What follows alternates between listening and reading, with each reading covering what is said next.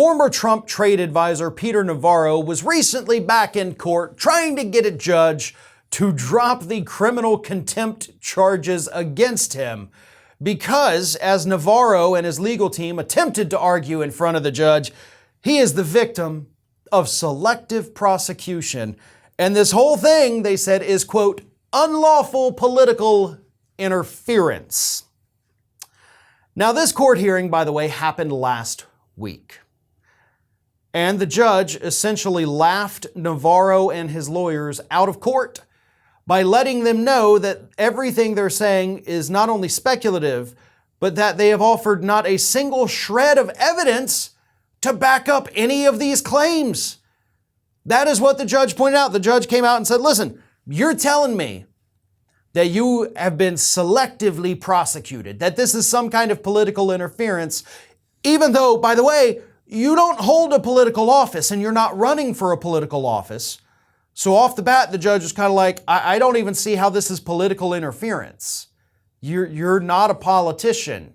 You hold no position in the federal government, so that's a stupid claim.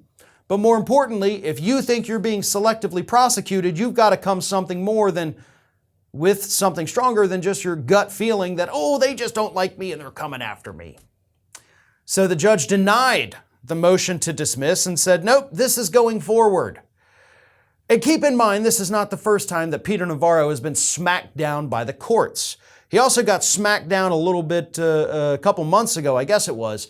After he had been arrested, he goes on TV and he says, they had me in leg irons. I was in solitary confinement. They wouldn't let me call my lawyer. They didn't feed me. I was basically tortured, he told us. And the DOJ had to come out and say, that's not true. The courts then smacked him again and said, you're out there making false accusations against the Department of Justice that arrested you. And if you continue to do that, we're going to have some serious legal problems awaiting you. So he kind of backed off those claims that he was, tortured behind bars, because they do have evidence that disproves pretty much everything he said. And now he goes to court and says, listen, I know I lied in the past, right? I know I said all these things that you told me not to say, and I said them anyway. But hey, I'm totally the victim here still for these new reasons. The judge just says, no, you're not. You're really, really not. What gets me about all of this is that this is how Republicans are going to operate from this point forward. We've seen it with Donald Trump multiple times, pretty much every investigation he's been under. They go out there and they say, I'm being politically persecuted. I'm being selectively prosecuted. They're just coming after me because they don't like my politics. Mike Lindell has claimed that. He's actually suing the FBI, arguing that they came after him because they didn't like his politics. Peter Navarro is in court trying to say, they're coming after me because they don't like my politics.